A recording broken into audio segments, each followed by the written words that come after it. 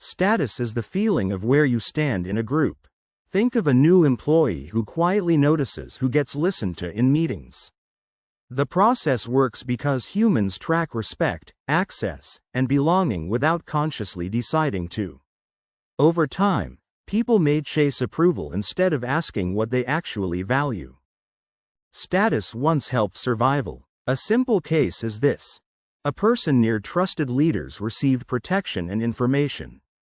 The important driver is that group rank could affect safety, food, mates, and cooperation. That is why the modern mind still reacts strongly to praise, exclusion, and public embarrassment. Status is not only money. You might see it when a teenager may feel high status because friends copy his style.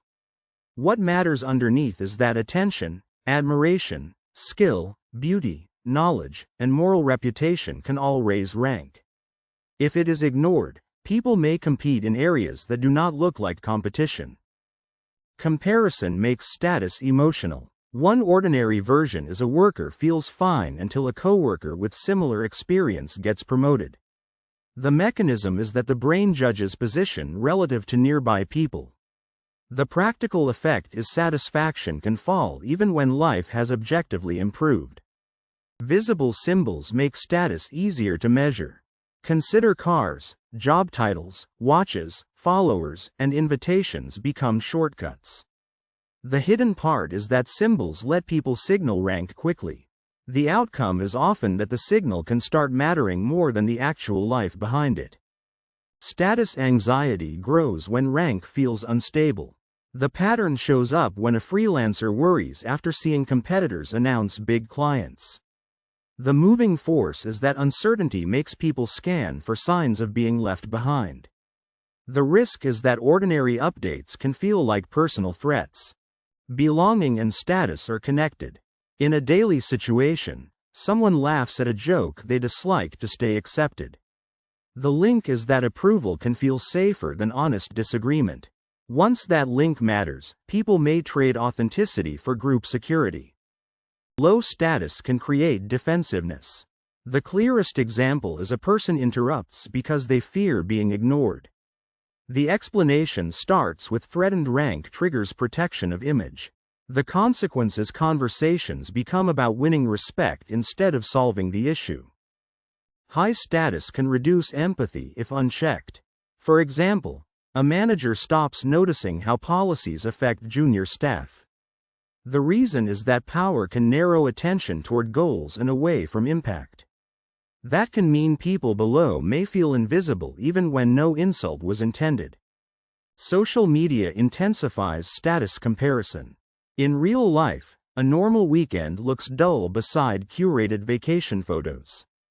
The pressure comes from this. Platforms turn attention into visible numbers. The result can be people compare private reality with public highlights. Status can motivate excellence. Think of an athlete trains harder because a team role matters. The process works because recognition can reward skill and discipline. Over time, healthy ambition becomes unhealthy when worth depends entirely on ranking. Shame often hides behind status seeking. A simple case is this. Someone buys expensive things after feeling dismissed. The important driver is that status objects can temporarily repair wounded pride. That is why the relief fades because the original insecurity remains. Different groups reward different status signals. You might see it when a scientist, a gamer, and a parent may gain respect for different things. What matters underneath is that each community decides what counts as impressive. If it is ignored, people can feel powerful in one room and ordinary in another. Moral status can become another competition. One ordinary version is someone performs kindness mainly to be seen as good. The mechanism is that reputation can attach to virtue just like wealth or beauty. The practical effect is helping can turn into image management. Status obsession narrows choices. Consider a student chooses a career mainly because relatives admire it. The hidden part is that external ranking becomes the decision filter. The outcome is often that long-term satisfaction suffers when personal fit is ignored. Humility does not mean ignoring status. The pattern shows up when a leader can notice rank effects without being ruled by them. The moving force is that awareness makes power and insecurity easier to manage. The risk is that people can choose respect over constant comparison. The healthier question is what kind of respect matters. In a daily situation, someone may prefer being trusted by family over impressing strangers. The link is that values can sort meaningful recognition from empty applause. Once that link matters, status loses power when it is tied to chosen standards. Status is a social signal, not a complete identity. The clearest example is a job title can change while character, skills, and relationships remain. The explanation starts with rank is unstable because groups and circumstances change. The consequence is basing identity on status alone makes life emotionally fragile. A calmer life starts by noticing the trigger. For example, envy after a promotion announcement can reveal a hidden need for recognition. The reason is that status reactions often point to unmet goals or insecurity. That can mean the feeling becomes information instead of a command. Status becomes easier to understand when you separate respect from display. A person may own the newest phone, wear the expensive watch, or talk loudly in a meeting, but none of that guarantees real standing. Real status is about how much trust, influence, and belonging a group gives someone. That is why a quiet expert can have more status than the loudest person in the room, and why chasing symbols can feel empty after the attention fades. Status also explains why criticism can feel larger than the actual words.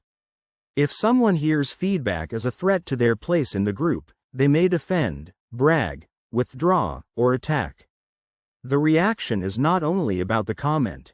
It is about the fear of losing respect. This is why status anxiety can turn small moments into emotional battles, especially in workplaces, families, and friendships where belonging matters. A healthier relationship with status begins by asking what kind of respect you actually want.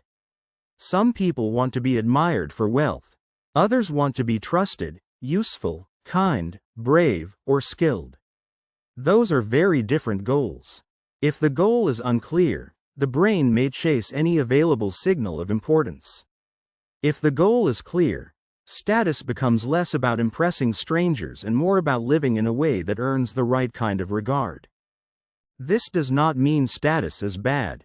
Humans are social animals, and caring about how we are seen is part of how groups work. The danger appears when status becomes the main measure of self-worth. Then every comparison feels personal, every success by someone else feels threatening, and every ignored message feels like rejection. Understanding status helps you notice when the group is influencing your choices more than your values are. The core idea is simple. Status is not just vanity. It is a social signal tied to safety, belonging, influence, and identity. Once you see that, status-driven behavior becomes less mysterious. The person showing off, competing, name-dropping, or shrinking after embarrassment may be trying to protect their place. The useful question is not whether status exists. It is whether the status being chased is worth the person you become while chasing it.